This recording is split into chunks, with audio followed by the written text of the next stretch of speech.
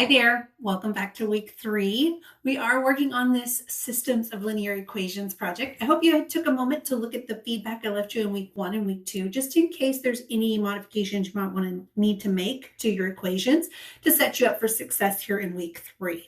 Now, we're just going to recap a little bit of what we've done so far, so we're ready to do the task for week 3.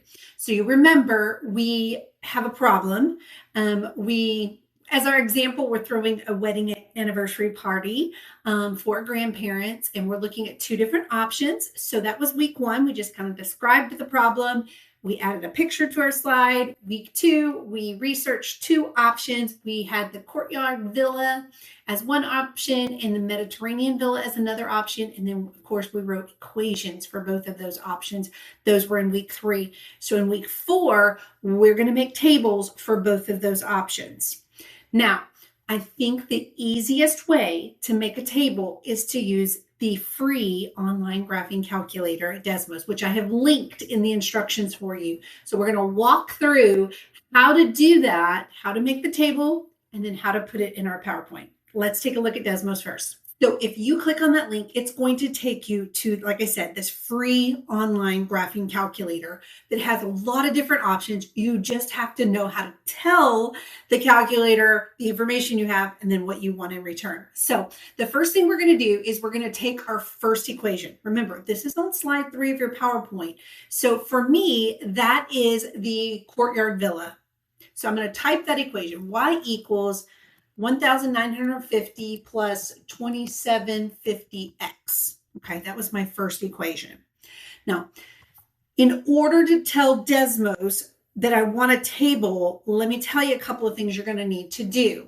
You're going to go to row 2 here and click that little plus button. That's going to give you the option to put a table in here. So again, I went to row 2, I clicked the plus button, and I clicked for table. Now, you're going to notice at the top of your table that Desmos has X with a little 1 by it and Y with a little 1 by it. It doesn't understand X and Y in this scenario, so I need to go back to my equation and put a little 1 by the Y and a little 1 after the X. What this does is it connects our equation to our table.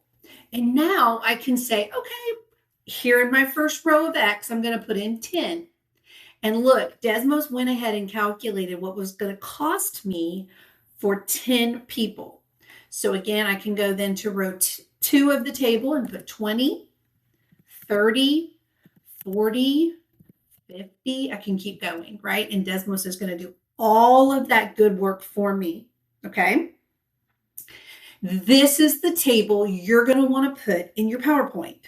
Now, there's a couple of ways you can do it. You can snip this table and drop it into slide 4 of your PowerPoint, or you can recreate this table. Let me show you how to do that.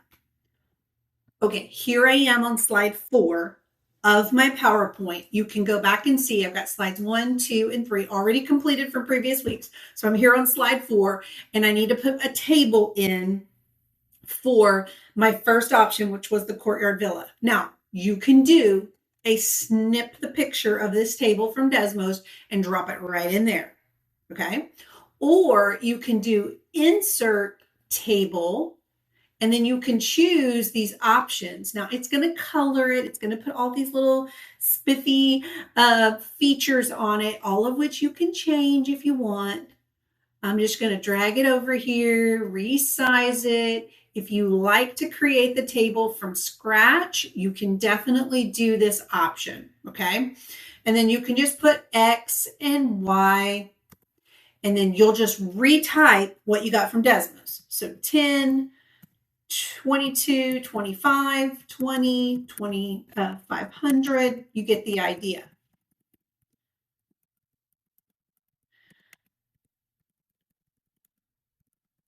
Okay?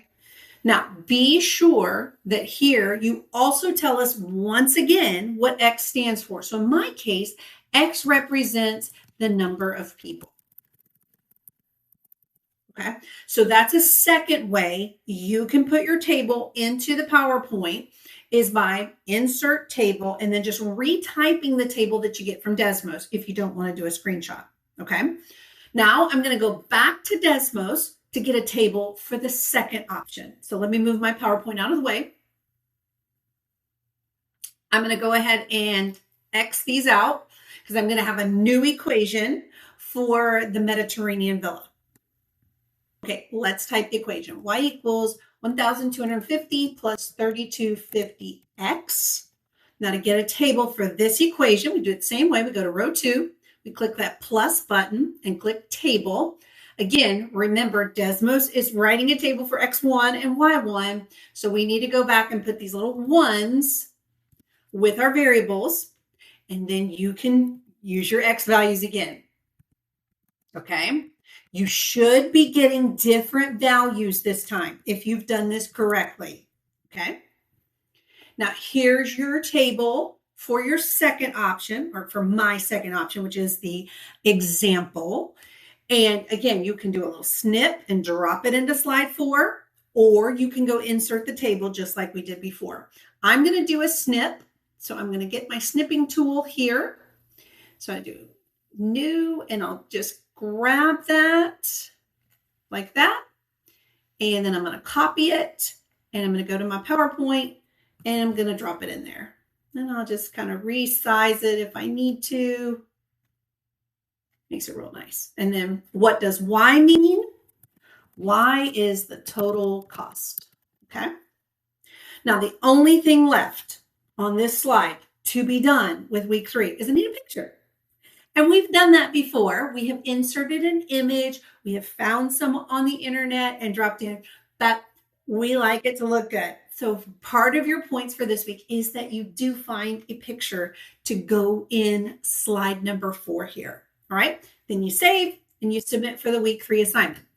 I hope this helps. I hoped to make this as simple as possible. Be sure and use your free tool, and the Desmos graphing calculator is going to make your life a lot easier on this assignment. All right, my friends, thanks so much for hanging in there with me. I hope you have a great week.